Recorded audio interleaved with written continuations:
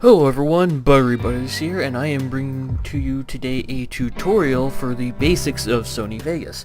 Today, in two separate parts, we will be learning about the basics of Sony Vegas, which includes opening videos in the project settings, the settings you may want to use on a YouTube video, and rendering settings. In the next part, we'll talk about the essential keyboard shortcuts you're going to want to know, cutting, crossfading, transitions, and a little helpful trick about slowing and speeding up the video with your syncing audio. So yeah, without further ado, let's get right to this. So, you may notice that this right here is Sony Vegas Pro 13. A lot of this will work with Sony Vegas 10, 11, and 12 since they are essentially the same product, it's just with different features. So, we have a blank tray right now. Now, you can go to File and Open or hit Control-O, and as you can see, we got a bunch of stuff here. This is from my Mirage of Tales co-op with Valkryia XY, so let's go to Videos, Fraps, Sony Vegas Tutorials. This is the one I'm making right now, and I made these two videos. Sorry for the slowness that you're going to experience. Let's go ahead and open this one. I did not commentate over this video, and you may notice this is taking a rather long time for a 2-minute clip. That is because I'm also rendering out a video right now. It's a Mirage of Tales co-op video with my friend Valkryia XY, and it's taking a lot longer than it really should if my video card was not crapping out on me, and I'll explain that later. Alright, so as you can see right here, this is without commentary. This is me grinding up backup Pokemon in Mirage of Tales for no reason other than some free time, and this is how I'm just going to show you how to cut in the next part, but all I want to show you this time was how to open the video. So, as you can see,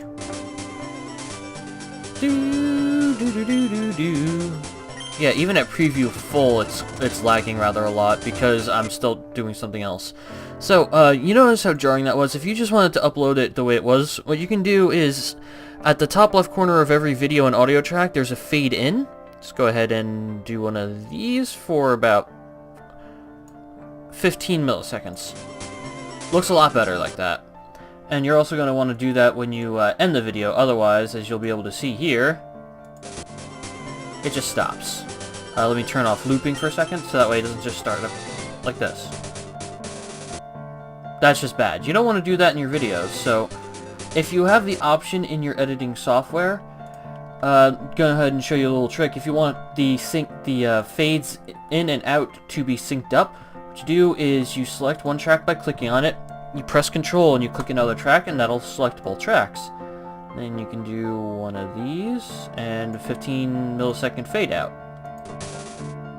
Looks a lot better, doesn't it? Alright, and I know that wasn't really anything important, but you may notice the project right here, 1920 by 1038. That's not what you're going to want to upload in, because this is what I recorded in. This is a full screen on my monitor, so what you want to do is you want to go up to this thing right here that says Project Video Properties, or hit Alt-Enter. That's one of the keyboard shortcuts. We'll go over that later. And as you can see, this says Custom. Now, what Vegas will do is it'll automatically set its settings to match your video, rather than force your video to match settings. So what you want to do is there's all these preset settings, and you can make your own. Like, they've even got 14K here, 4K, which I'm never going to use. But especially with emulators, generally you're going to want to go with 720. With better PC games, higher graphics, like maybe like if you wanted to do Shadow of Mordor and you had the rig to run it, you're going to want to render it out in 1080p because you'll get the best quality out of that. And generally you'll want that in 1920, 1080, 16 by 9. 1440 by 1080 isn't very good, in my opinion. It just doesn't look that well. Now, for most videos, you're going to want to go 720 by 30. That's 1280 by 720. Did I press the right one? No, I did not one. You also want to make sure the FPS is as close to 30 as possible. Now, when you select your template, the aspect ratio will automatically change, so you don't need to worry about that. You don't need to worry about most of this stuff, except for full resolution rendering quality. You want that set to best. And then under audio, you want to make sure to set the sample rate as high as you can go. That makes the audio quality as high as it can possibly go. Hit apply. And OK. Now, you may notice that there are black bars on my screen right now. That's because that the source video isn't automatic. So what you want to do is you want to go to pan and crop, right here, this little handy button right here. Wait for it. And, where is it? Blocking aspect ratio is not what you want to do. You could resize it like this, like, for example, do one of these? It's not going to work properly, apparently. I have no idea why. So let's go ahead and exit that. First of all, let me go ahead and make sure this is set to default. You can see all these presets I have. Ignore those for now. I'll show you about presets another time. Anyway, if you're having trouble getting the video to not show any black bars in the preview window like it is here, go ahead to this button over here, track motion. It apparently animates the track, but you can also use it to resize the track. So what you want to do is you want to extend your video preview as far as it can go, and then put this right there. Now what you can do is you can individually edit the width and the height, so you can see 1280 is perfect for this. Let's go ahead and edit the height of the video so that it matches. There we go. And now, if you're planning a series where this is going to be your crop, you want to go ahead and save this preset over here, but I'm not going to do that now. As you can see, there you go. Perfect. Alright guys, I am sorry about any cut that may have happened. I've been dealing with power outages and I lost the last 4 minutes of my commentary. Because power outage, I couldn't save it in time, and I also couldn't save the project in time, so I had to redo this. But I did manage to save my first clip where I finished talking about the panning, cropping, vent pan motion, that sort of stuff. So yeah, in this so far we have talked about fading in, fading out, project settings, the way to avoid the black bars on YouTube, and yeah, all that fun stuff. Now, because this is just the basics, I'm not going to show you guys how to split, crossfade, and all that fun stuff just yet. I'm just going to show you the render settings. So, now we have real-time render, and you should only ever do this if you have a graphics card capable of doing it, otherwise your video will turn out very poorly indeed. And you've got a few different options here. You can import it to you can import something, like for example DVD from camcorders and all that fun stuff. You can export it somewhere as different files. You can capture the video, you can extract audio from a CD, all that fun stuff, and here's some editing, insert tools, all that fun stuff. But what you want is the render as. This makes it so that you can render out the video properly. Now we wait for it to hurry up. My computer's been acting a bit wonky lately, probably because of the repeated shutdowns from the power outages. So now we wait. There we go. And we wait, and we wait. Okay, now I'm going to get rid of my favorites. Get rid of my favorites, I said, and show the ones that match the audio settings. So let's go ahead and minimize all of them for you guys to see. There. When you select match project settings, it will give you a list of file types that basically match your project settings. So WAV is pure audio, so only use that if you want to save audio. The rest of these, except for MP3, are pretty much shit, so you'd want to go to MP3 audio. But, wait a minute, why are there no video files here? That's weird. Anyway, let's go ahead and get rid of that and show my favorites. Usually I output in Windows Media. Mac has a huge issue with this, so if you're using Mac, don't ever do this. You want to go as an MP4 or an AVI file. Basically, here's how it works. AVI files have by far the biggest file size and the highest quality, but they take the longest to render and generally the longest to upload. Windows Media files have good quality. They take forever to render, but they take very little time to upload. MP4 is low file size, quick render, slow upload, basically. And even though MP4 has the lowest file size, the quality is pretty good for its size, so if you're crunched for time, definitely render it out as an MP4 and then just leave your video uploading overnight. So yeah, basically what you would do is you would select, thank you browse, where you want to save it, save the name, hit save, and it'll come back out to here, and then you just hit the render button, and this happens, and it'll basically show this. You can choose to close the dialog box when it finishes, but I'm not going to go ahead and make you wait for that. You can cancel the render at any time. And there you go. But I'm going to show you guys something that's really important that isn't exactly a basic thing, but you're going to need to know it. Under Options and Preferences, you see all this stuff. You're just going to want to ignore all this and go right to Video. and take a look at Dynamic RAM Preview Max Megabytes. Set this to 0 if your video stops rendering halfway through and just stays stuck on a black screen, because that happens when your computer is trying to take megabytes from your RAM to play the video preview for your render to speed it up. And when you don't have the RAM to do it, it doesn't work properly. Now, you see here I have 7,000 megabytes of free RAM. Basically, that means 2 gigs of my RAM is reserved by system space. I could technically set this to like 2,000 and speed up my uploads. However, Sony Vegas itself takes megabytes of your RAM to render the video in the first place. So, and because my graphics card, that was me tapping my crappy tappy tower, whichever one. Basically, my graphics card has a driver that's too advanced for it, and because of that, it makes it very hard for me to render properly, so I set this to 0. Because if you set this to 0, your render will be very slow, but it'll definitely happen. It's just going to happen a lot slower than normal.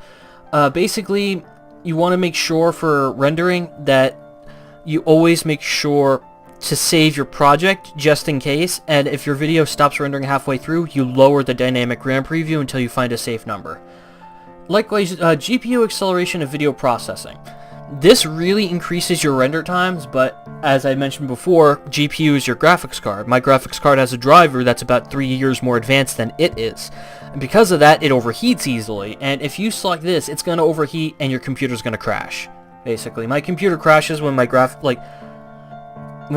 card overheats, my computer black screens, and it just causes my computer to completely lock up. So, basically, if you've got a good graphics card and you've got like 16 gigs of RAM, by all means set this to like 4 gigs of RAM, which is around 4,000, a little bit more than that, but you know.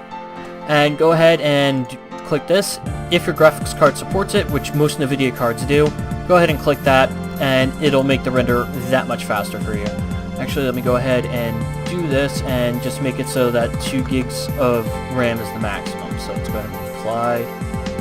Allocating more dynamic RAM preview will result in less memory being available for running other memory-intensive programs on your computer, including additional processes required by Sony Vegas Pro.